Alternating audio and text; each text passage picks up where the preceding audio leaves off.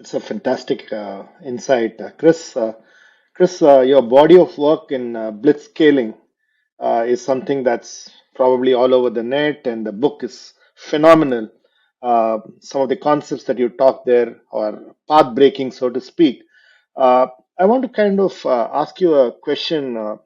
When you really look at Blitzscaling as a concept, uh, what I could see is an inherent contradiction between a fundamentally basic science innovation. Say for example, let's take semiconductor as a business, or basic science as an innovation. The time it takes for adoption in a society is fairly long. So does blitz scaling apply to certain businesses where the technology is mature and there's strong adoption, versus where there is fundamental innovation and behavioral change that's required? Blitz scaling needs to be done very differently. Yes, no, you're absolutely right. In fact, in my own investing practice, I have a firm called Blitzscaling Ventures that invests in blitzscaling companies. One of our rules is what we call no science experiments. And what we mean by that is that our value add in terms of being able to help companies succeed centers around helping them figure out their go to market strategy and how to build their product so it's going to have the appropriate network effects to really generate a winner take most market dynamic. It is not around the question of, well, how do I get this particular molecule to cure cancer? Or how do I get this particular bit of hardware to defy gravity or what have you? Like nuclear fusion is a great example, or supersonic jetliners. These are areas where people are investing. And in fact, my co author, Reid Hoffman, has invested in both nuclear fusion and supersonic jetliners. But he is a genius and has a very long term point of view. And I am a humble guy who is just trying to figure out how to best take advantage of his ideas. And from my perspective, it's just too difficult to commit to the 10 to 20-year time horizon when running a venture capital fund with a 10-year life. And so, as a result of that, and by the way, Reed's investments in those are personal investments as opposed to venture capital investments because he can have that long term point of view. He's really focused on how do you build incredible businesses over time, and he's willing to wait.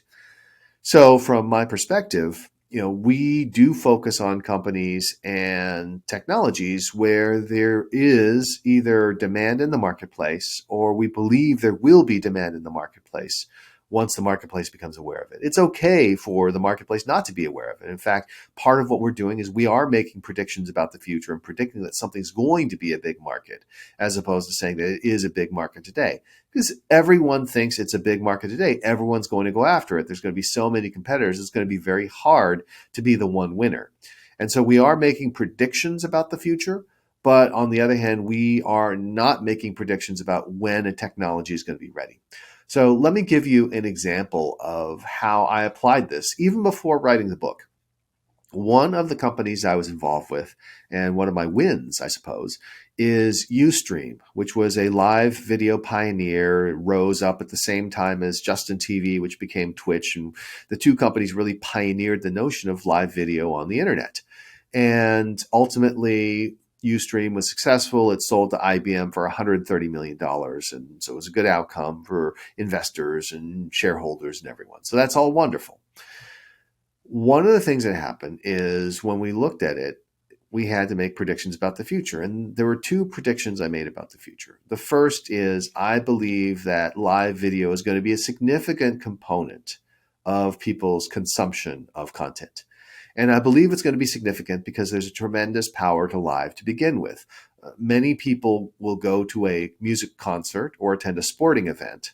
That's great. Or they'll watch a sporting event on TV, but they will never go tape a sporting event and then watch it, 2 days later, because what's the point?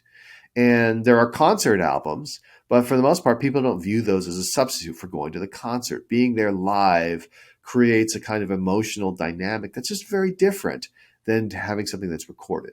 So that was point number one. Point number two was an economic point, which is the reason why people have been dissuaded from doing this before is that it is very expensive. Live video is more expensive than recorded video. And to, at the time, make it work, you had to buy a bunch of Adobe Flash Media Server licenses, and they were expensive. And then you would have to try to make up money with advertising and sponsorships, and that money really wasn't there. And the question would become, well, how is this going to work? And I said, well, we're going to go ahead and aggressively go after it now, even though the unit economics don't work.